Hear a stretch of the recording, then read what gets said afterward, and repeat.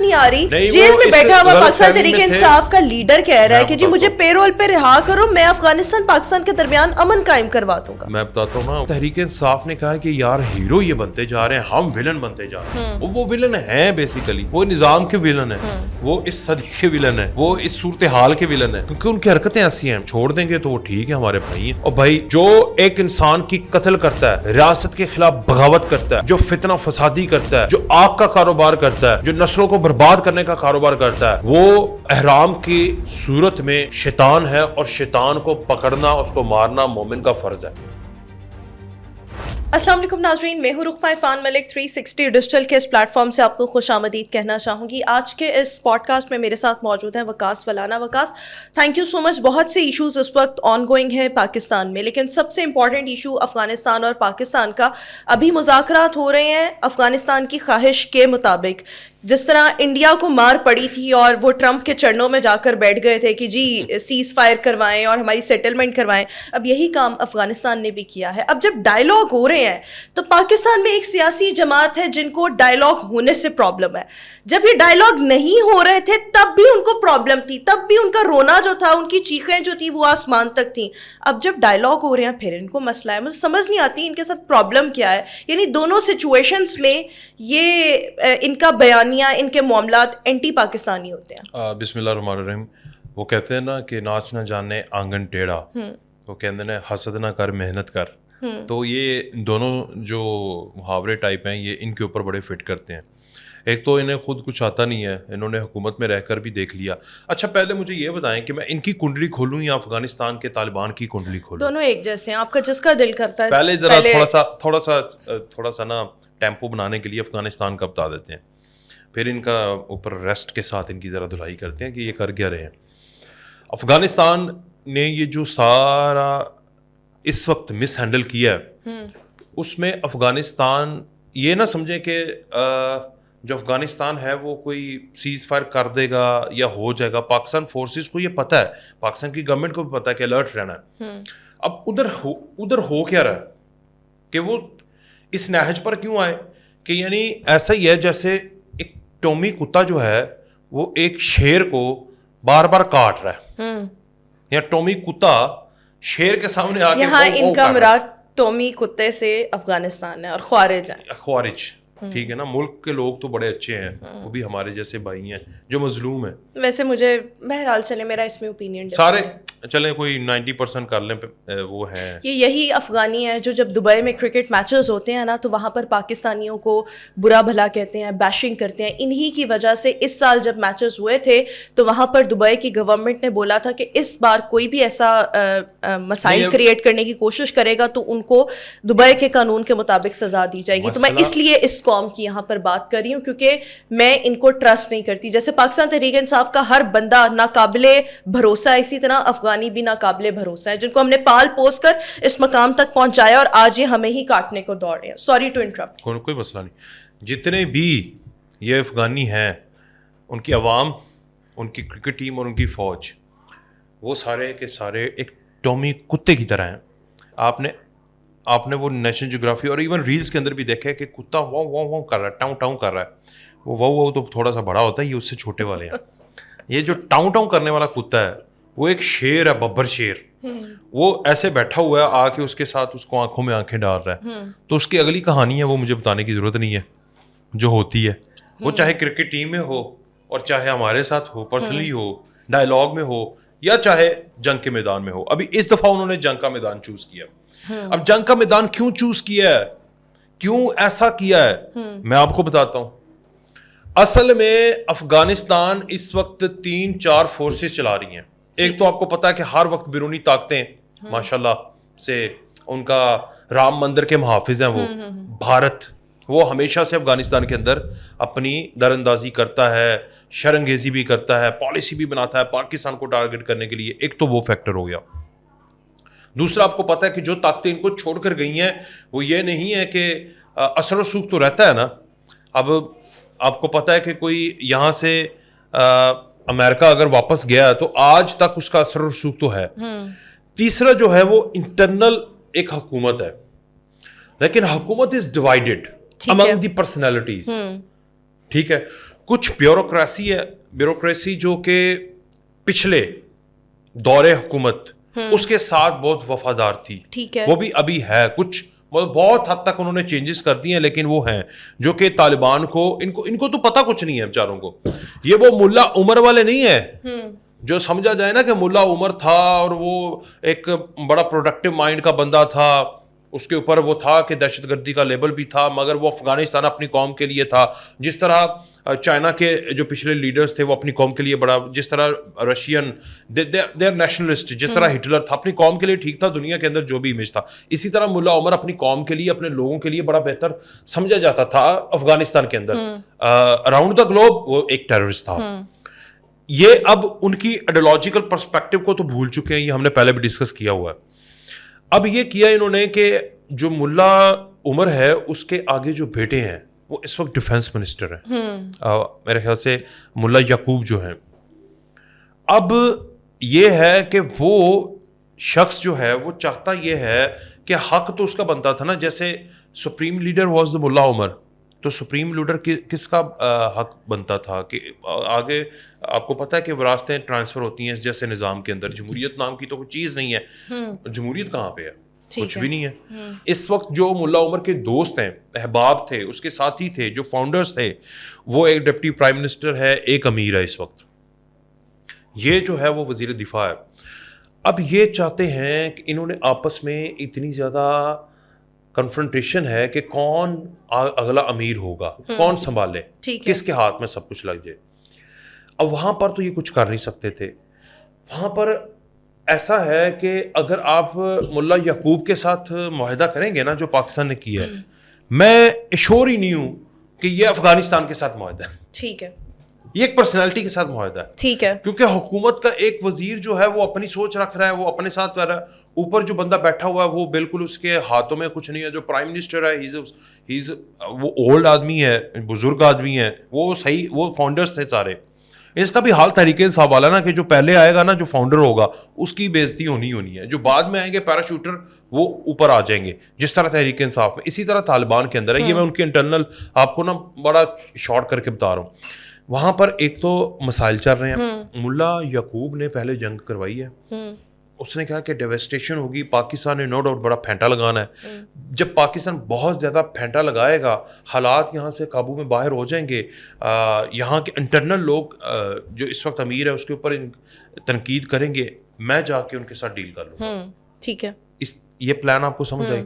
میں ڈیل کروں گا اور پھر جو ہے میں ہیرو بن کے ابھروں گا, اور پھر اسی ڈیل کے چکر میں جو ہے وہ پاکستان کے اوپر چھیڑتا رہوں گا وقتاً فوقتاً, کہ جب تک یہ حکومت, یہ نظام نہیں گرتا, کیونکہ پاکستان تو ٹومی کتے کو تو مار جائے گا.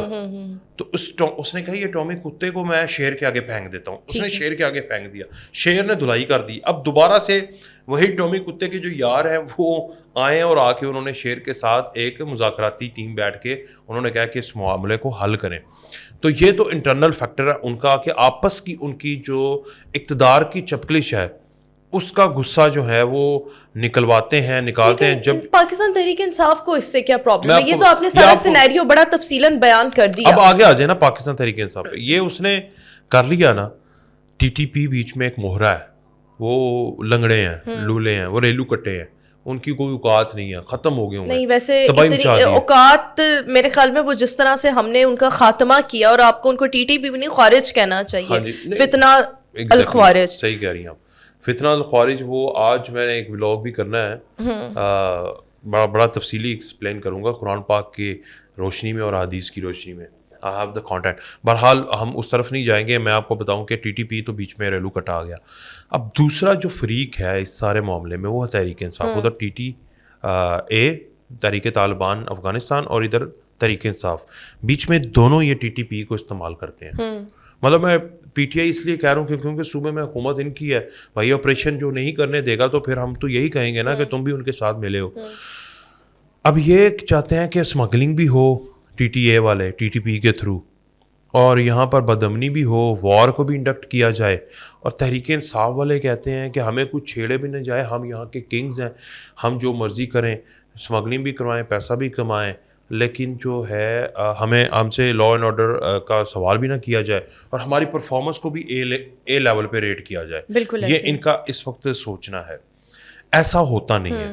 وفاق جو ہے وہ انٹروین کرے گی کیونکہ یہ سرحدی معاملہ ہے. پہلے یاد ہے انہوں نے کہا تھا کہ گنڈا پور نے کہا تھا میں جا کے افغانستان کے ساتھ مذاکرات کرتا ہوں. نہیں, تو نے کیا مذاکرات کرنے تھے کہ اس دفعہ چرس جو ہے تھوڑی سی اور بڑھا دو, فیم تھوڑی سی اور بڑھا دو. بالکل یہی بات ہے. ٹھیک ہے نا, ریٹ تھوڑا سا لو کر دو, تھوڑا سا سستے داموں دے دو تاکہ ہمیں پروفٹ آئے. اس کے علاوہ تم نے کیا ڈیل کرنی تھی؟ یا ایسے کرو کہ اور اسلحہ لے کے آؤ, مجھے ضرورت ہے, میں نے جا کے اسلام آباد پہ چڑھائی کرنی ہے. اس کے علاوہ تو ان کے پاس اور کوئی نہیں, نہ ان کا مینڈیٹ ہے. ٹھیک ہے.